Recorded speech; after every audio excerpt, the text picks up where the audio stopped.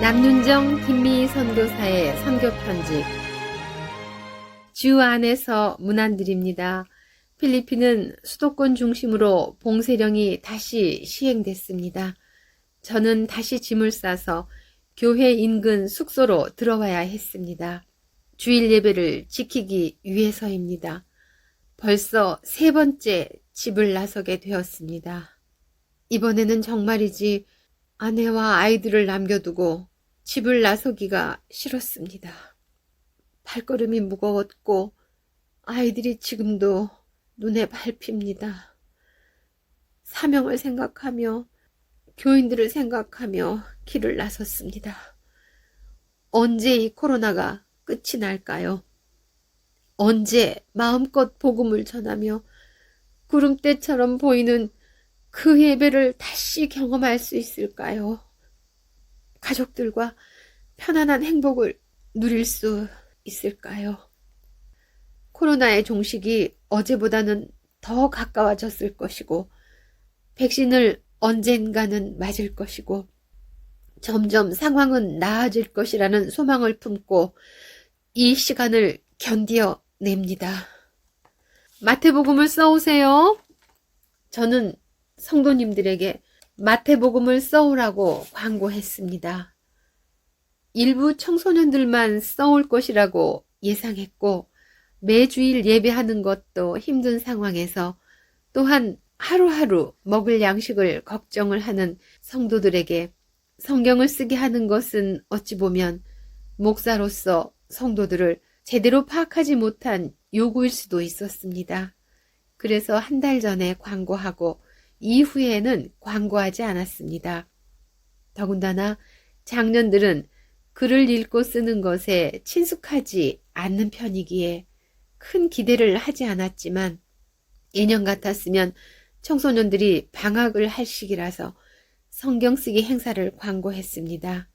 한 달이 지나서 아무도 쓰지 않는 것 같아서 마태복음의 28장을 모두 안 써도 되니 조금씩 써보라고 권유하는 광고를 했습니다.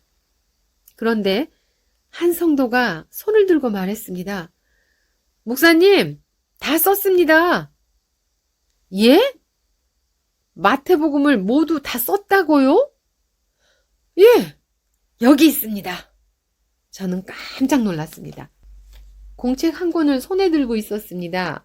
그러더니 옆에서 또 그 옆에서 여기저기서 공책을 보며 말씀하는 성도들이 여러 명이 있었습니다. 그날 다 써오신 성도님이 5명이었고 아직 완성하지 못한 성도들도 5명이 더 있었습니다.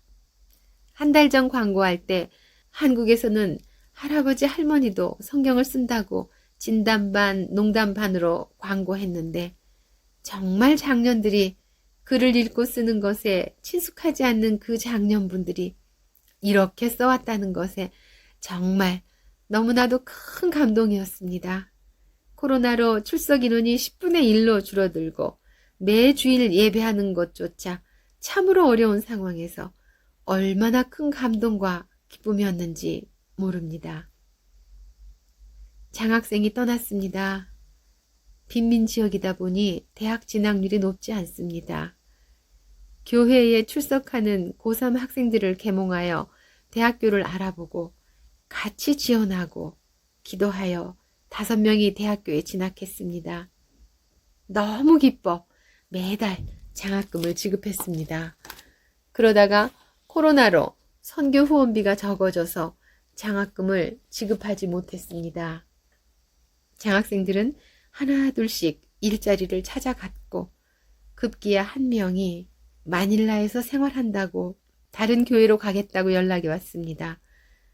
그 학생이 배신한 것도 아니고 신앙을 버린다는 것도 아니고 더 크고 좋은 시내의 교회로 가겠다는 것인데도 저는 얼마나 마음이 아팠는지 모릅니다.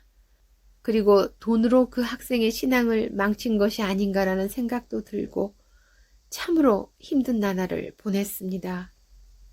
저도 가난하게 자랐고 학비가 없어서 고생한 경험도 있어서 인재 양성의 취지로 시작했는데 한 명의 떠남이 너무 크게 아프고 하고 있습니다. 그래도 감사한 것은 옮긴다는 교회가 정말 좋아 보여서 감사했습니다. 그곳에서 신앙생활 잘 하길 기도하고 있습니다. 4명 남았는데 어쩌면 대학을 마치고 마닐라로 모두 떠날지도 모르겠습니다. 그럼에도 기독교 신앙 인재를 키운다는 생각으로 계속해서 신앙 교육과 지원을 하고자 합니다. 남윤정 김미 선교사님을 위해 기도해 주세요. 첫 번째, 다 같이 교회 성도들의 신앙이 더 깊어지고 넓어지고 단단해지도록. 두 번째, 다 같이 교회에 현지인 사역자가 세워지고 경제적으로 자립하도록. 세 번째, 선교사의 언어 진보와 건강, 자녀, 온유, 사랑, 화평들이 주 안에서 잘 자라나도록. 네 번째, 다같이 교회 건축과 차량 구입을 위해서. 다섯 번째, 사역과 생활에 필요한 것들이 가득 채워지도록 기도 부탁드립니다. 대독의 천승이었습니다.